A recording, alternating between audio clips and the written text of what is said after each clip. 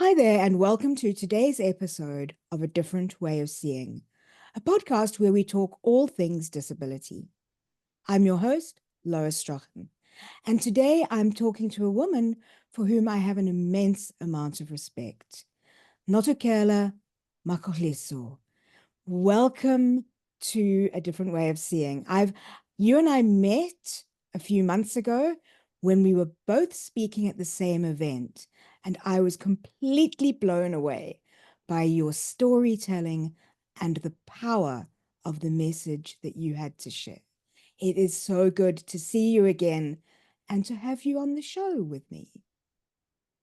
Hi, Lois. Thank you so much for having me. I'm very excited to be here. It's really great. I'm so appreciate the time that you've taken today to chat to myself and everyone in my community. So, Notukela, can you start off by just telling us a little bit about yourself and your story?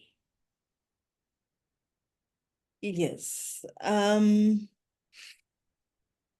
It's so significant that we've been talking about doing this interview, and our schedule have aligned during Disability our Pride Month. So I'm really, really happy and excited that we are doing it now. My story is it's a funny one. I like to explain myself simply as the manifestation of God's love and grace and mercy. I was involved in a car accident 2 years ago where I should have never made it out there alive. And here I am, walking and rolling, a pure miracle. But I'm a mom. I'm a mother. That's my biggest achievement and my biggest why I do what I do. I'm a businesswoman. I'm a disability advocate, very passionate. And my work within civil society led me to politics. So I also do a bit of politics as well. But I, most importantly, I'm a daughter of the Most High God. I didn't know until we started speaking this afternoon that you had been involved in the recent elections in South Africa, and we were just chatting about that. So I was totally kind of thrilled to hear that you had taken that step into politics. Um, so Had we secured enough votes, you would officially be talking to a shadow minister for social development. Um, but we didn't get enough votes. I was number 6 on the Action Essays national parliamentary list, and we only managed to get 6 seats. But I'm very happy that we still have representation within Parliament. absolutely, I'm certain that you must be. So you mentioned that you were injured in a motor vehicle accident, and as a result of which you were very lucky to escape from that alive. Tell us about the consequences of that accident, of your rehabilitation and your life since then.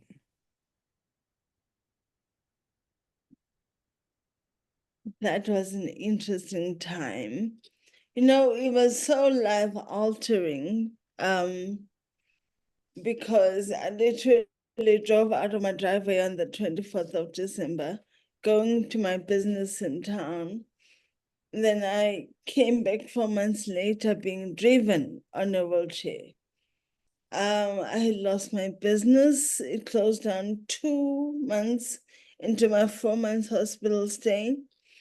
And naturally, I used to be a lecturer, and the university had to get someone else to give my classes. So I lost my job as well. So I my life has turned completely upside down. And And as a single mom, my kids were still going to school.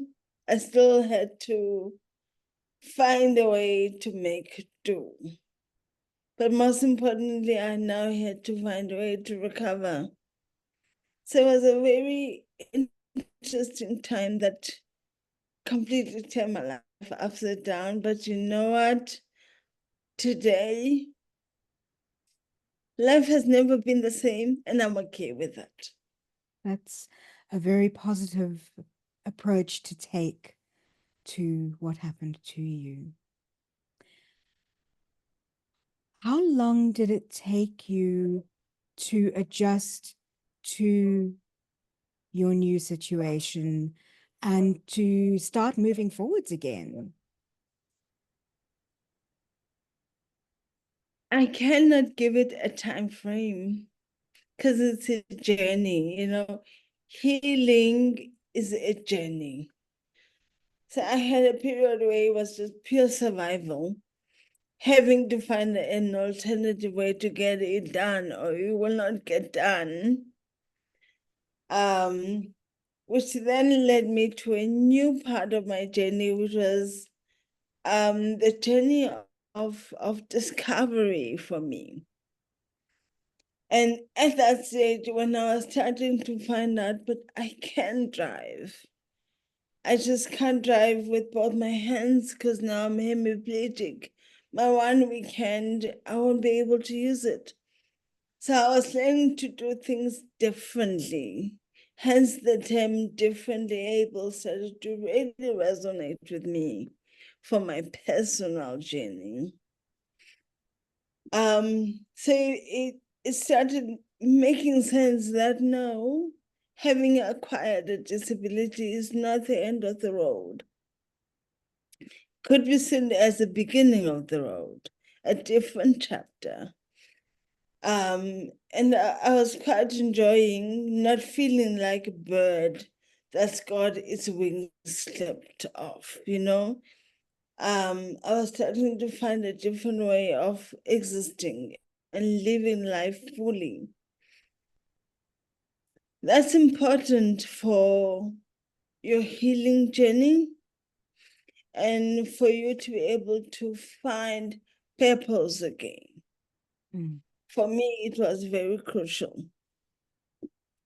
I had to learn who I was in this new chapter and why is it that I was granted a second opportunity at life. And that discovery continues. Mm. So quite immediately survival mode, but you have to be intentional about the healing and the recovery and the discovery period that comes after that. Was there a moment during your recovery that was pivotal in shifting your perspective between feeling like someone who's had a bird who's had their wings clipped and someone who is able to fly free, but just to fly in a different way?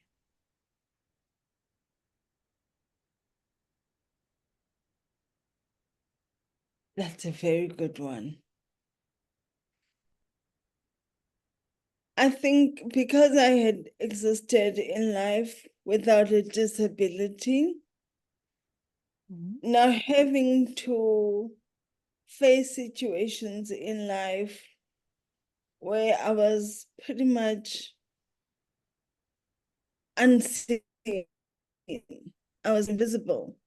So I remember quite frankly the first day I went with my carer to the traffic department. Mhm. And we were shown to go to the teller.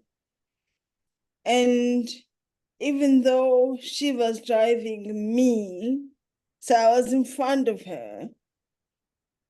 And I started greeting the gentleman. I speak Xhosa, I speak English. And so when he didn't respond to me in English, immediately I would switch to Xhosa and he still didn't respond. And then when he finally decided to give us his attention, his focus was on my camera, completely ignored me. And that's the first time when I stood up for myself. At the end of that interaction, I asked him to kindly call his manager. And when I got home, I made sure I got a hold of the Embassy of Transport in the Western Cape. A week later, he was no longer working in the traffic department. But that was a pivotal moment for me, not because of me complaining of being treated badly, but Excuse me. because I had spoken up. He was then called for a disciplinary hearing, and it came out that he had many other skeletons that he had not dealt with. So he then opted to resign before he had to have the disciplinary hearing. But what was important to me in that time is that I had taken back my power. It's So I amazing. It's amazing how regularly we experience that problem where we are invisible to other people because of our disabilities, that they are so uncomfortable with the concept of disability that they just cannot see us and acknowledge us and respect us for the human being strength we have. And I I I respect the stand that you took there. I wonder to what degree the traffic department then engaged in sensitization training, disability awareness training. Do you know whether that resulted from the interaction? I still go to the same traffic department for all my needs. I then the manager of the traffic department came to my house to meet with me on instruction of the MEC, of course. So I am in contact with them, and every time I go there, everything is done accordingly. I never wait in a queue. And when I hear that someone with a disability is struggling, then I intervene because I understand that I have that connection with them. There is That definitely a willingness from their side to do what is right. But people will always be people. And that they is had true. just really been disappointed by that one particular person. Yeah. But as you said, the positive consequence of that engagement was you realizing your ability to take back your power. And what an amazing journey it's been since that moment. Absolutely. That was the start of my self-advocacy, not knowing that that too would lead to me becoming a voice for the voiceless, because I would not keep quiet during that time when someone was attempting to take away my voice. So it has stood up for me because it was the first time that I stood up for myself. Um, but I cherish it because I tell that story when I tell young people to take back their urgency, to take back their human dignity, and to stand up for themselves. Now, something is really is powerful about our self-advocacy. It allows others to take back their power as well. That is so true. And part of the result of the journey that you've been on has been that you are currently the the managing director of the NFI. So tell us about the NFI and some of the work that you're doing. I think that the NFI was established as part of the rebel in me just not wanting to give in. As I started the foundation in 2019, I acquired my disability in 2017, but I was unable to get a job after acquiring a disability. And I realized that the job market was telling me that I'm not enough, and I would not accept that. And I decided to start my foundation to help others who had been through what I was going through, the trauma that I had experienced. And then fast forward, COVID came through. I was not able to do a lot of work for those years. After COVID, and then we started really forming relationships with organizations that work with persons with disabilities in the townships around Cape Town and really making an impact. So the NFI does storytelling. It's important for us to tell our own stories. So that was not the inception of it. The inception of it was counseling and mentoring and training because of my background in academia. And that soon became annual events that we do for persons with disabilities, whether we are capacitating the entrepreneur to be able to be competitive in the market, to access markets, and so on. Or we are focusing on women during Women's Month, capacitating them to reach for their dreams, whether they want to study, whether they want employment, or other people don't want to be employed, they want to own their own time. We help them to craft a way to attain those dreams. And then we also have the Broken Kind Still Colorfully awards for strong disability advocates. So in the first year, we awarded Dr. Maureen LaRue from Escape, Dr. Karen Smith, and my absolute fave, and a woman who has had a huge contribution in my life, Lydia Pretorius. In the second year, we awarded the social entrepreneur, people like Shona from Shona Equip, people who have turned their pain into purpose and who are servicing the economy, not only the disability sector. And this year we are on our way to Women's Month, and my team is working hard on awarding the ordinary heroes on a day-to-day basis, the people who run the ECD centers. And when the parents don't have money, they don't turn those kids away. They still love them and feed them and. But that's just some of the few things that the NFI does.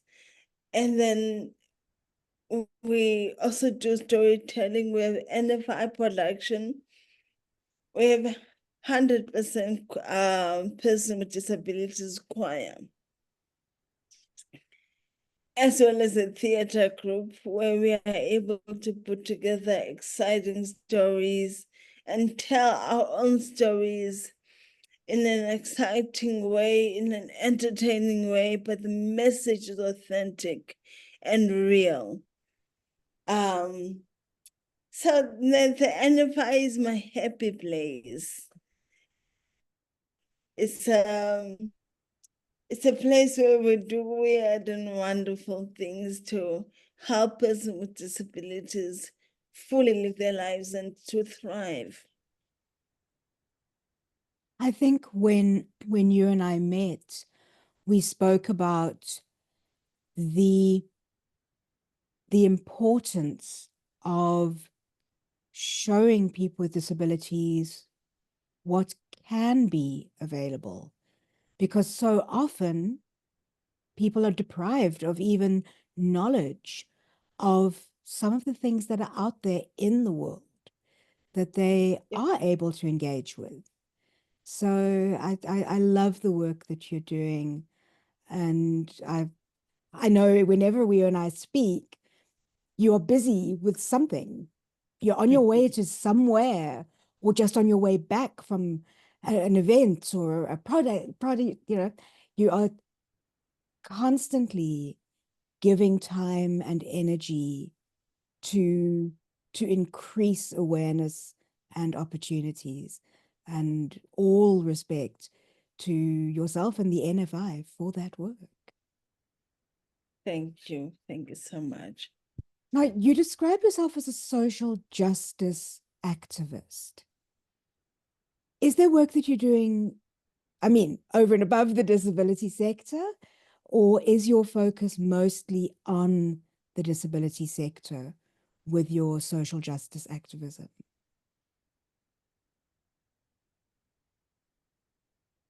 I'm going to dare say over and above.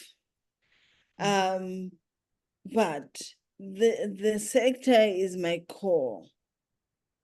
This is where I belong. This is my constituency. In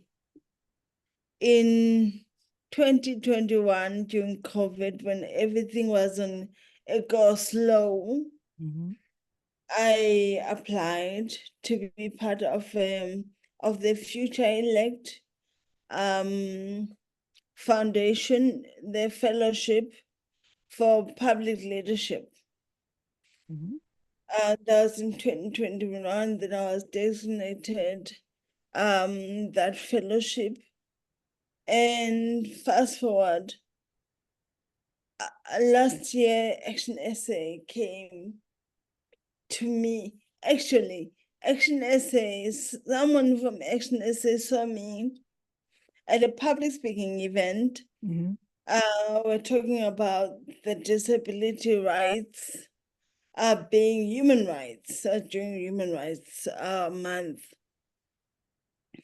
And I left that event shortly after I spoke because I had something else to do. So I didn't get to meet them, and they found me somehow and we set up a meeting. And they were looking for someone who would head up their disability forum for the Western Cape.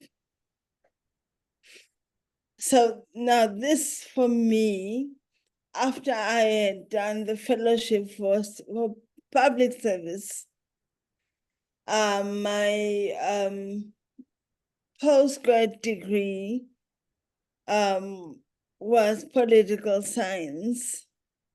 God had been preparing me to go into politics. um, or service in general, because I love people. And I always want to effect change in people's lives positively. So I spent the better part of 2023 running my business, running the foundation, and also servicing Action SA as the chairperson for the Western Cape Disability Forum. Prior to the elections, then they asked me if I would please apply for parliament because they need diverse voices in parliament, and they want someone who will stand not only persons with disabilities, but the poor and vulnerable in South Africa. So this is not why I'm saying my activism is not just about us as a disability sector, but all the vulnerable. I am quite big on intersection. I always advocate for all minority groups in our community. I love this month because it's a Pride Month, which is after the Pride Month in June. For the LGBT community. So my heart for service does go beyond disability, but disability is really what reawakened my consciousness and brought me back to wanting to serve people and wanting to fight injustice. And part of the work that you're doing and part of the tools that you use in your work, your life, is that of storytelling. Have you always been a storyteller? Or is this something that another skill that has developed really since you became disabled?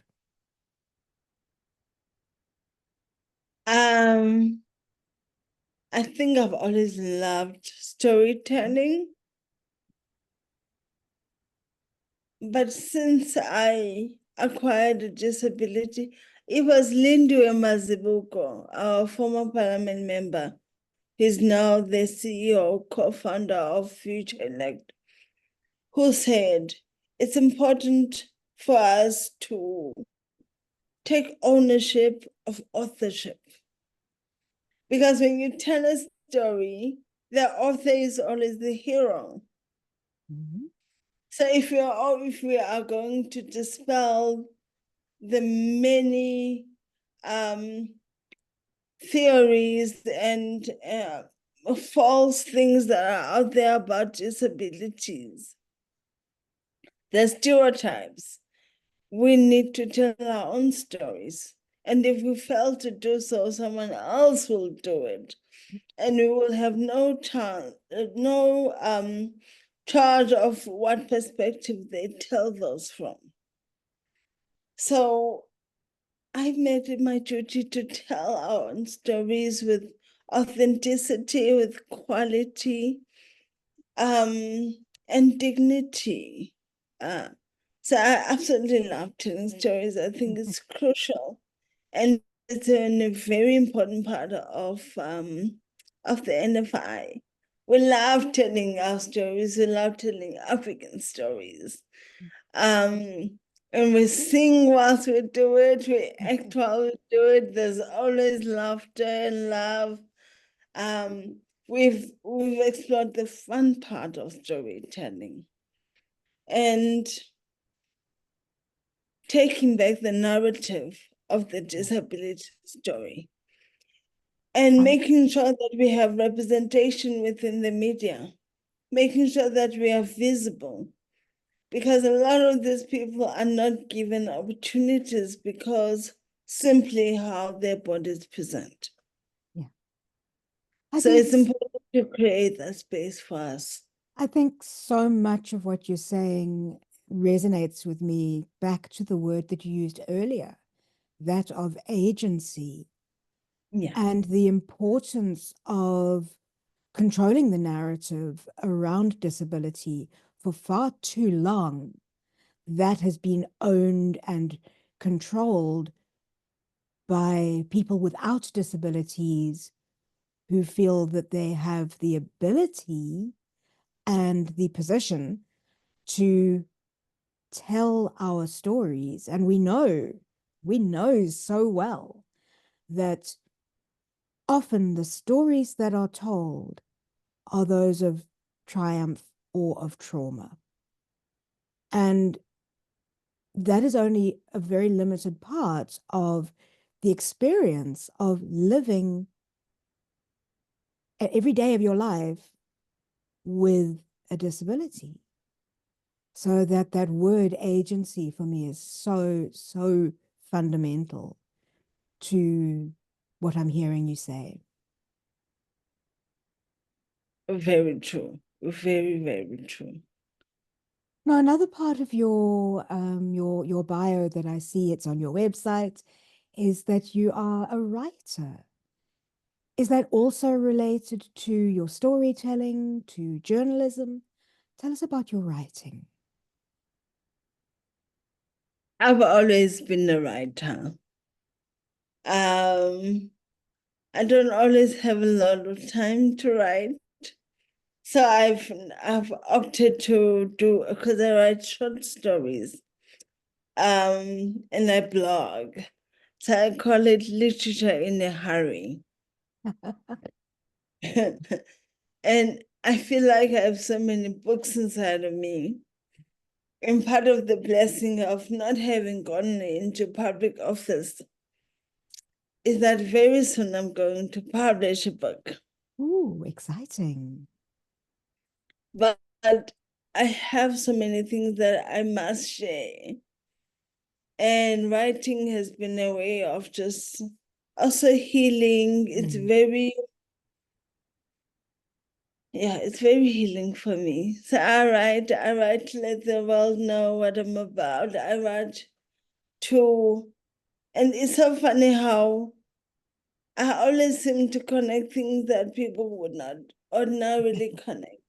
But Yes, I love that about writing. It allows you to take things where people didn't think you could take them.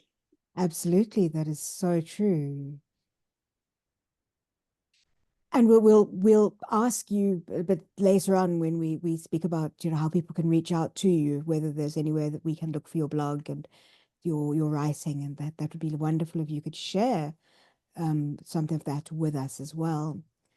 So going back to the disability side, what do you see as the greatest challenges being faced by people, South Africans living with disabilities? Oh, this question is very sad.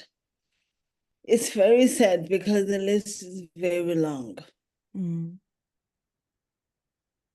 We are very far behind in terms of where the world is um, in creating opportunities for persons with disabilities.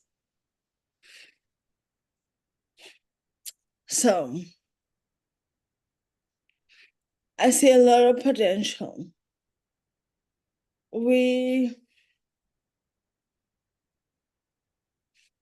we absolutely need legislation and policy that will create an environment for persons with disabilities to have some level of upward mobility in life. Surviving off a grant takes away people's dignity. I call the current learnerships that have been um, put aside for people with disabilities a modern day slavery technique, because we have so many challenges. Disability is very expensive. And to think that there are people who are working for almost a decade and they're working for a stipend of 3,000 Rand. That for me is mind-blowing. It's sickening, actually, because these people go through so much to be able to be at work, to show up. They don't get promoted. The company benefits and. So there is no protection for the person with disability. And these problems can only be solved by policy and legislation. This is why I put up my hand to go into politics, not because I'm kind of happy being at home with my babies, but someone has to do it. We need to build an environment where persons with disabilities can live, can play, can work. And Europe has such fantastic ideas of these things where you have communities where persons with disabilities live independently and they have support available to them 24 hours and they get paid for the work that they do. Protected work. We have a social development department that is now fighting the idea of protected work. It's mind-boggling for me.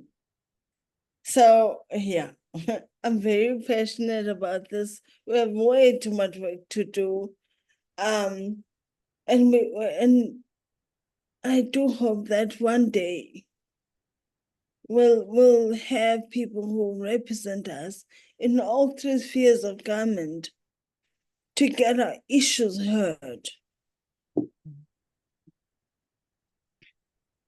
What opportunities do you think there are that could be developed into real meaningful change? I mentioned the learnerships, for instance. These learnerships, instead of constantly going from one learnership to another, our government should have some mechanisms to monitor and evaluate whether or not these are being helpful, whether they're achieving what they're meant to achieve. And then they need to put into place measures where companies can be incentivized to first of all retain people from these learnerships, and then also to promote them. How many persons with disabilities are in middle management, are in the C-suite? We have countries like Canada. If you are a company that employs over 15 people, you must have an inclusion paper and you must implement it. And this is punishable by a hefty fine. So in the US, it's illegal to not have accessibility. That's part of the law. If our country could go that way, there would be a lot of opportunities for persons with disabilities. Another opportunity that would be a low-lying fruit is making sure that transport is available and not just a daily ride that you must call 2 weeks in advance. And if you happen to have an interview at 8 o'clock, they're not able to come pick you up until after 10. Life doesn't happen like that. You don't always have the luxury of planning your life 2 weeks in advance. So lots of things that we need to address, lots of opportunities that just need to be redressed. and that could have an impact. Everything, you mentioned intersectionality earlier, and I think that as intersectionality is a really important concept when it comes to identity, I think the awareness that so many of these challenges are also so connected, and that by shifting one, it makes so many more things possible. But just taking those first small steps can, in fact, have a very significant difference further down the line. It's, they talk about the snowball effect, that a snowball Yep. starts off small and through rolling down the mountain, it picks up more snow, more mass, more weight, and can become an avalanche. And I think the Absolutely. same is true in what I'm hearing you saying now. I couldn't agree more.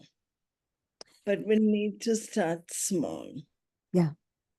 Well, every step that we can make, every change, every positive change that we can make will be important.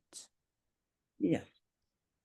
Notukela, if people would like to reach out to you, where can they find you online? I'm everywhere. I'm everywhere. My personal website is notukela.com, www.notukela.com. The foundation is the NFI.org, the NFI.org. And you will find me, my name and surname on LinkedIn, Twitter, or X these days. It is, isn't it? Facebook, Instagram, and you mentioned my blog earlier on my personal website, notukela.com. You will also have a link of some of the things I have written, and that link will also link you to my blog. Wonderful. Thank you so much. And we will add those links into the show notes so that people can find you just by clicking on the links. Yes, please, let's connect. And that's definitely the easiest way to do things.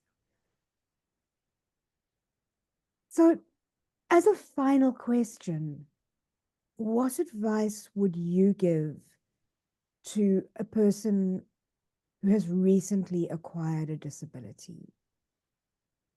Where should they start?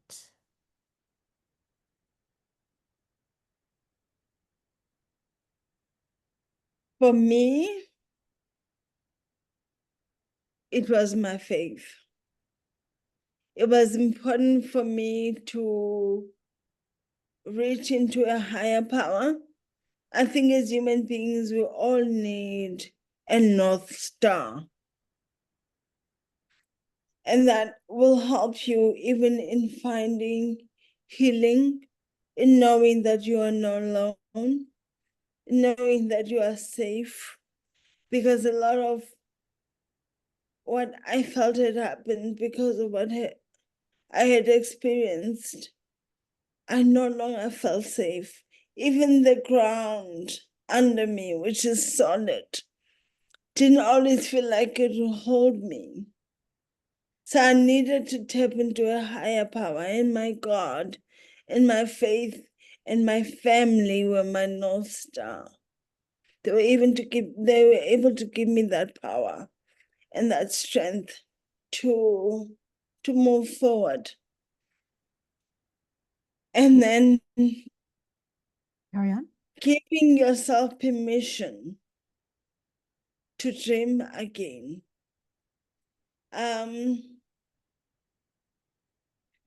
I had studied, I mostly had like the highest high heels in my wardrobe. I found flat shoes uncomfortable. So sitting on this chair was not whom I was used to. It wasn't the person I had pictured myself to be. So I had to start to dream a different dream for myself. And I had to allow myself, give myself permission to dream that different dream and to be this new person that my new existence or my second chances life demanded of me to become. Permission to dream again and to find purpose. Yeah. Faith, family as your North Star, and then giving yourself permission to dream again. Thank you, Notukela. Those are beautiful words. Thank you for having me. I'm so And happy this is finally happening. it has been really wonderful to chat to you today. And thank you for sharing your words, your thoughts, and your ideas with my community on a different way of seeing. Thank you for having me.